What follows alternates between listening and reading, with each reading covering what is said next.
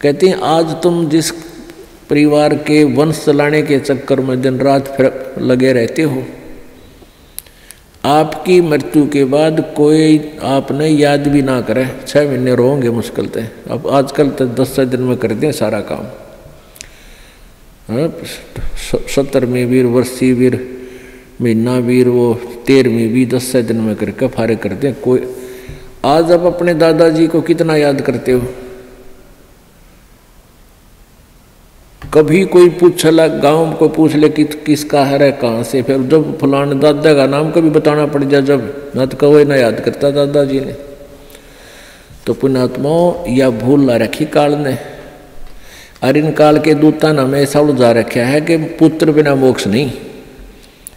अब बेटी ने तो हम संतान भी नहीं मानते थे, ऐसी अनजान सोच बना दी हमारी। पुण्यात्माओं, बेटा और बेटी में कोई अंतर नहीं, संस्कार आपको मिलेंगे चाहे कितने पैर पीट लो। आजकल उन अज्ञानी लोगों की और फिर समाज के दबाव में हमारे भक्त आत्मा भी प्रेरित हो जाते हैं। जिसके 1-2 पुत्री है तो इन्होंने सोचा पुत्र हो भगवान, पुत्र जरूर हो, क्योंकि वो इंजेक्शन लाओ डेली। जब पड़ोसन आ जाएगी, कोई रिश्तेदार आवेगा, नहीं कहेंगे एक पुत्र तो चाहिए था, एक पुत्र तो होना चाहिए। दास जब सर्विस करता था, जेई की नौकरी करता था, एक ठेकेदार था मदीना गाँव, मदीना दांगी का, और वो 60-65 साल की उम्र का आदमी। तो उसके 4 लड़कियां थी और बड़ी लड़की ब्याह दी, 2 लड़कियां तकरीबन सारी ब्याह शादी कर दी। फिर प्रेरणा कर दी, किसी ने कहेंगे कोई एक पुत्र तो हो, पुत्र तो होना चाहिए। तो उसकी पत्नी ने भी यही कहना शुरू कर दिया कि पुत्र तो होना चाहिए। उसने कहा कि तुम मेरी, उसकी कोई मौसी की लड़की थी, क्यों करके उसकी शादी करवा दी।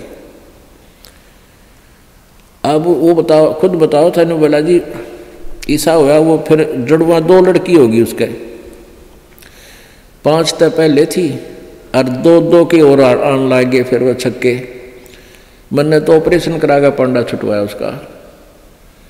तो परमात्मा कहते हैं या हमारी बौड़ी आंट से परमात्मा जो देगा वही होगा, और अगर आवश्यक होगा, अब आपके पास वो परमात्मा कबीर है, कबीर जी वो है, अगर आपके संस्कार में कोई सुयोग्य संतान होगी तो पुत्र भी दे देगा।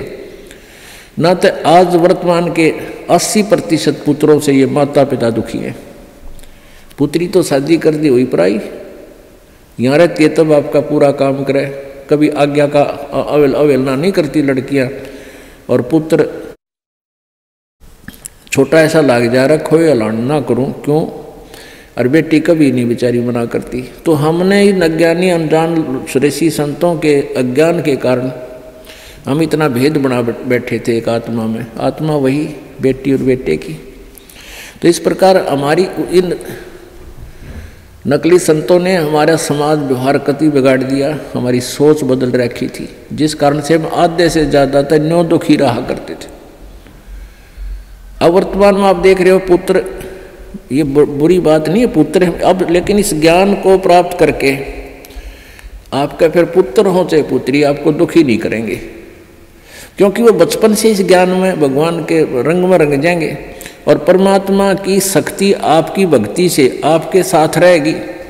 और मान ले कोई छोटा मोटा संस्कार में कोई निकम्मा बालक आ भी गया तो उसने मालिक ठीक करेंगे, सीधा करेंगे, उसको किसी प्रकार भी करें चाहे, आपको दुख नहीं होने देंगे। तो इसलिए परमात्मा की हम चाह में भटका करते थे कि वो सारे ही सुख दिया करता है,